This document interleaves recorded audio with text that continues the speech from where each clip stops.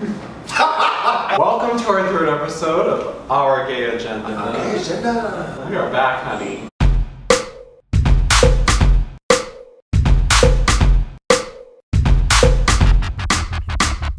What would we do without the gay boy? What would we do?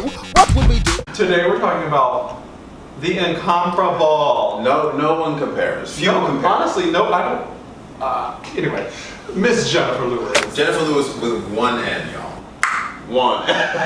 Recently, she's been promoting her book. I listened to her on Rupaul's podcast, What's the Tea? Miss Rupaul has Oh, yeah. Michelle now. They are prolific over there. They are killing it. Something that I've loved about her so far is she is who she is. She's going to be genuine with who she is. You're as sick as your secrets, is what she said. Ooh, did she say that? She sure does. You are as sick as your secrets. Yes. She's like, yeah, I wrote about the sex, and yeah, I wrote about having sex with this guy and that guy and doing this and that and not the other. Just like I say, there ain't no shame in my game. I'm not trying to lie and say I'm not something that I'm not. What I loved about it was that she allowed me to feel like, you know what, you're right. She says she did it. She literally wrote it as a memoir to share with the next generation, specifically she said millennials, which I thought was awesome because you get a lot of hate for the millennials a lot these days. Right. And she's like, no, she's like, I just got chills.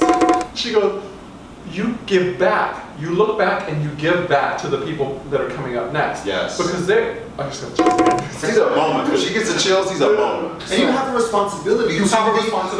To humanity, to other people, to help. Because that's why we are here. Love is the beginning and ending of everything. Everything. That's why we're here.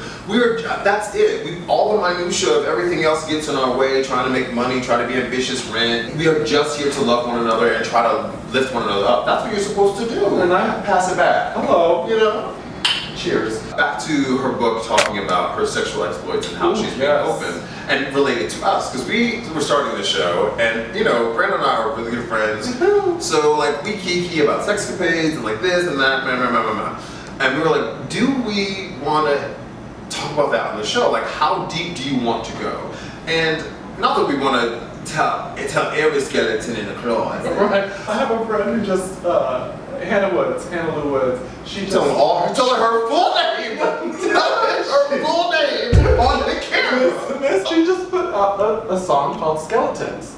Skeletons in the closet, coming out to haunt you. Oh, it's like really good. It's like a little dancey, but it's like the words are very, you were talking about skeletons. Yeah. And just like, anyway. Hannah Lou Woods, I just told her full name. She's great. But no, I feel like there's so many things that we hide that if we were more open about, and someone else can relate to them. And sure, maybe we shouldn't talk about them on camera, but I'm into talking about them on camera because you might be dealing with the same stuff. When I was young, I didn't really, for so long, I didn't come out until I was 23 years old, and for many reasons. One, I was one of 3 gay brothers, and so I wanted to be the good one by being straight, getting married to a woman, and I was raised in the church, so I wanted to be like good in that way, and so I had nobody to relate to. The only person that I knew that was, I guess, gay on TV was Rupaul at some point. A person of color that I could like look at and go, oh, that person looks like me, save for the fact that, you know, he's in a blonde wig and like a dress.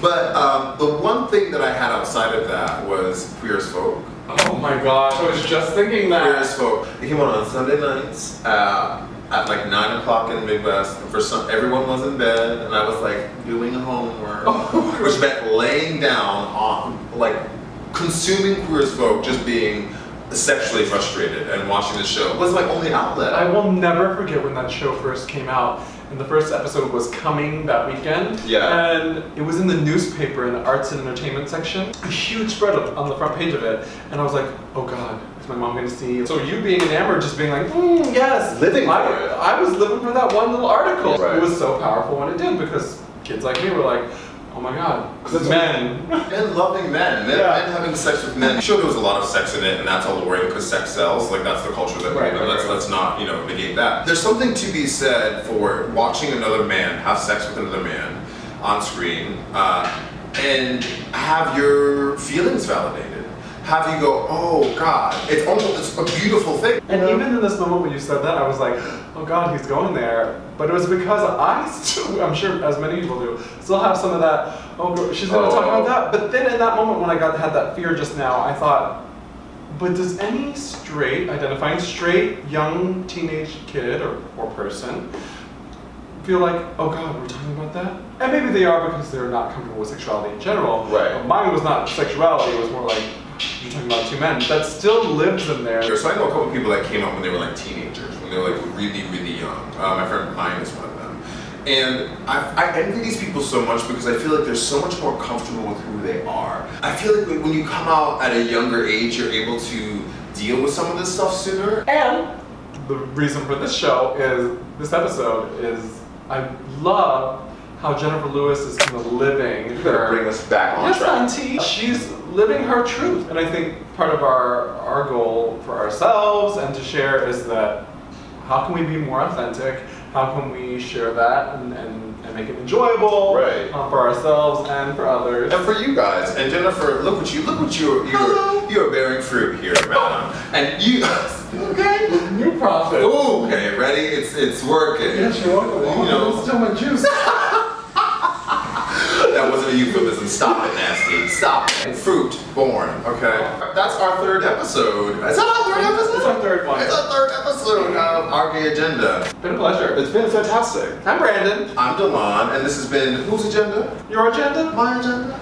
Our Gay Agenda. Yeah. No. No.